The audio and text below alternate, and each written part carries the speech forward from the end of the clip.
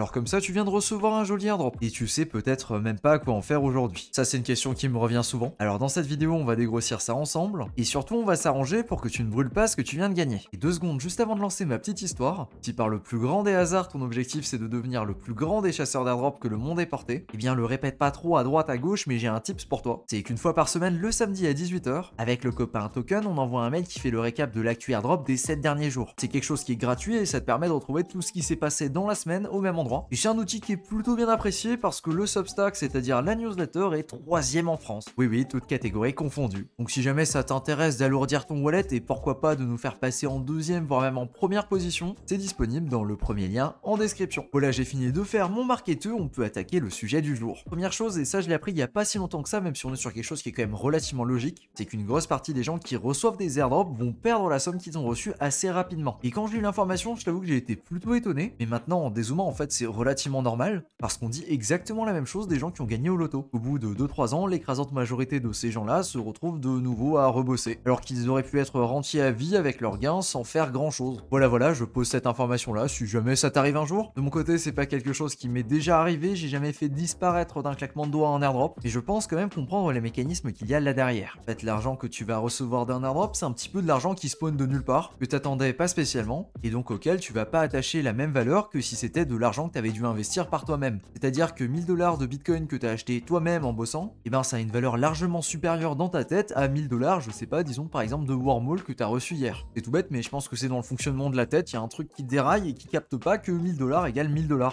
Et c'est pas parce qu'on n'a pas mis les mêmes moyens pour les obtenir que la somme est différente. 1000$, c'est 1000$. Le truc, et je suppose que c'est comme ça que la majorité des gens perdent leurs airdrops, c'est que sachant que c'est de l'argent qui a été acquis pour pas grand chose on va dire, eh bien les personnes ont tendance à venir le risquer, que ce soit sur des meme coins, des shitcoins, etc. Et donc ça peut partir relativement vite. Je pense que c'est particulièrement le cas si l'airdrop que tu reçois représente un pourcentage vraiment important de ton wallet, là où normalement t'as pas du tout l'habitude de gérer autant d'argent qui tombe d'un coup. Et donc tu commences à dérailler et à faire la même chose avec des sommes à 5 chiffres que ce que tu faisais avec des sommes à 3 chiffres. Spoiler alert, c'est absolument pas une bonne idée. Si c'est ton cas et que tu sais absolument pas comment gérer cette somme, le truc le plus basique que tu peux faire, c'est tout simplement d'appuyer sur le bouton pause, c'est-à-dire de revendre ton drop pour des stablecoins, de patienter quelques jours voire même quelques semaines histoire que l'euphorie se calme, pour enfin être dans un état dans lequel tu peux prendre des décisions rationnelles. Et si pendant ce petit moment-là tu veux quand même être exposé au marché, ben, tu peux tout simplement le faire avec du Bitcoin ou de l'Ethereum par exemple, chose qui normalement en quelques jours voire quelques semaines ne devrait pas être trop volatile, sauf si on est dans une période particulièrement mouvementée. Une fois que tu appuies sur le bouton pause, c'est tout bon et tu vas pouvoir commencer à réfléchir de ce que tu vas faire de cet argent. Je vais te faire une petite liste de choses et d'idées de ce que tu peux faire avec, et encore une fois c'est absolument pas des conseils financiers, c'est vraiment juste une liste des idées comme ça. Toi tu prends ce que tu veux et tu jettes ce qui te paraît absolument pas pertinent. Le premier truc c'est tout bête mais il y a vraiment pas tout le monde qui y pense, c'est tout simplement de cash out si c'est de l'argent que tu as besoin. Je sais pas, t'as peut-être un projet que t'as envie de financer, une bagnole, un ordinateur ou encore autre chose, quelque chose qui te tient à cœur et qui pourrait être réalisé avec cet argent, et ben à mon sens si c'est quelque chose d'important pour toi, c'est vraiment pas déconnant de poursuivre ce chemin-là. Alors évidemment si tu fais ça tu vas passer par la case imposition, et pour le coup sachant que c'est de l'argent qui vient d'un airdrop, on est sur quelque chose d'assez flou. Il n'y a pas vraiment de consensus et on est plutôt au cas par cas. Comme je l'ai déjà mentionné, je suis en train d'essayer de faire venir quelqu'un qui maîtrise le sujet sur la chaîne pour faire un live, et donc live dans lequel il pourrait répondre à toutes nos questions. Pour le moment c'est encore en cours de négociation et je peux pas te donner de date ni même te valider que ce sera fait aujourd'hui, même si j'aimerais beaucoup que ce petit projet se concrétise. Sinon on a la deuxième option qui est déjà un petit peu plus light et que je t'ai présenté tout à l'heure, c'est tout simplement de se positionner en stablecoin et de les faire travailler. Ici je vais pas trop revenir sur le sujet de ce que tu peux faire. La réponse courte c'est beaucoup de choses avec des intérêts qui varient entre le bull et le bear, et qui évidemment sont largement plus intéressants en bull run qu'en bear market. Et la réponse longue c'est de regarder la vidéo que j'avais publiée sur le sujet il y a quelques semaines. Voilà, je te mets ça en description si ça t'intéresse, je vais pas faire de redite, il y a déjà tout qui a été dit dans celle-ci. La troisième chose que tu pourrais faire c'est de toujours rester sur le marché et d'utiliser une partie de cet argent pour te positionner sur des plays conviction. C'est-à-dire que tu as peut-être plusieurs jetons que tu ziotes depuis un paquet de temps, des jetons que tu trouves relativement intéressants mais pour lesquels tu n'oses pas trop te positionner dessus, soit parce que tu n'avais tout simplement pas le cash pour entrer dans cette position, soit parce qu'aujourd'hui tu considères que le prix est quand même relativement élevé et tu souhaites pas rentrer à ce prix-là. Et bien les airdrops que tu reçois en partie ça peut être utilisé pour ce genre de play. Si tu remarques qu'il y a un jeton qui t'intéresse particulièrement, que tu voudrais l'acheter, et ben pourquoi pas utiliser les fonds que tu as reçus de ton airdrop pour rentrer dedans. Après par contre ce que le jeton fait une fois que tu as investi dedans, bah là c'est toi que ça regarde. En quatrième option, on a utilisé ton airdrop pour choper encore plus d'airdrop. Là où aujourd'hui c'est une stratégie qui fonctionne relativement bien dans le temps et au fur et à mesure je pense pense que ça sera de moins en moins le cas. Mais aujourd'hui, on peut très clairement se servir d'un airdrop comme une pioche pour pouvoir récupérer d'autres airdrops. Je veux dire, si tu avais besoin de fonds pour pouvoir générer du volume sur différents bridges, et ben c'est vraiment pas une idée déconnante de venir les prendre ici. Que ce soit du Stone, de l'Etherfi, du Renzo par exemple, et bien encore une fois, c'est totalement possible. Et maintenant, peut-être que tu souhaites aller vers quelque chose de totalement différent. On peut par exemple imaginer des airdrops sur Solana qui t'intéressent, ou encore des airdrops sur des perps. On est aussi ici sur un sujet qui est relativement intéressant. Et bien, t'as largement de quoi faire avec le capital que tu viens de débloquer. Cinquième possibilité, parce que oui, il y en a encore une cinquième, même si en réalité, il y en a vraiment une infinité, parce qu'aujourd'hui, il y a tellement de plays qui sont disponibles que je pourrais même pas tous les nommer. Ce cinquième play là, c'est tout simplement de venir tenir ton airdrop et de venir le stacker. C'est quelque chose qui se fait de plus en plus sur de nombreux airdrops, que ce soit un Celestia, un Dimension ou encore un Wormhole par exemple. Et bien, c'est totalement une possibilité de venir stacker un airdrop pour généralement venir générer des intérêts ou potentiellement être éligible à un autre airdrop. On rejoint donc un petit peu la stratégie numéro 4 en se positionnant là-dessus. Et allons-y pour une stratégie un petit peu bonus, c'est tout simplement de venir allouer différents pourcentages de ce que tu as chopé à toutes ces stratégies-là. Je sais pas toi, mais moi j'ai tendance à faire des choix qui sont relativement binaires, c'est-à-dire que si je reçois un airdrop, et ben l'intégralité de l'airdrop va aller dans une chose, alors qu'en réalité tu peux largement splitter ça en plusieurs bagues, qui vont du coup chacun servir un intérêt différent. Que ce soit divisé par 2, divisé par 3, ou alors même dans des parts qui ne sont pas égales, là encore une fois c'est à toi de décider si tu vois des choses qui sont intéressantes et sur lesquelles tu veux te positionner, sans pour autant mettre l'intégralité de ton airdrop dessus. De mon côté, je pense que c'est clairement l'approche la plus saine, ou de venir splitter ton airdrop en plusieurs bagues, pour ensuite venir les positionner là où tu penses qu'il y a le plus à venir prendre, ou alors là où tu en as le plus besoin. Je pense qu'avec ça, j'ai vraiment bien dégrossi le sujet. Juste avant de boucler la vidéo, je voulais rappeler un petit peu l'intro. C'est tout simplement de ne pas faire le débile parce que d'un coup, t'as gagné beaucoup d'argent. Voilà, c'est tout bête, mais on a tendance à l'oublier, surtout dans l'euphorie du moment. Donc si ça t'arrive, tu appuies sur le bouton pause en passant en stablecoin ou alors en Ethereum, Bitcoin, si tu veux quand même rester exposé au marché d'une certaine façon, et à partir de là, tu dézoomes et tu prends le temps qu'il te faut pour décider. Évidemment, si tu veux te mettre dans cette position pour choper des gros airdrops, et ben c'est directement le premier lien en description, là on fait le récap de l'actu airdrop une fois par semaine. Et petit tips, le prochain mail c'est samedi 18h, donc si tu veux le recevoir, tu sais comment faire. Sur ce, je te remercie de ton attention et je te dis à plus pour une prochaine vidéo.